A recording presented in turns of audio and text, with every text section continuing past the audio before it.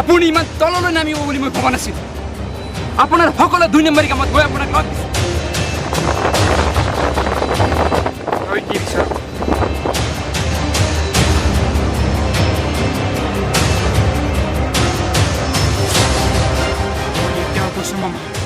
আপুনি উভতি আহক নিজৰ মাতৃভূমিৰ লগত আপুনি গাদ্দাৰী নকৰিব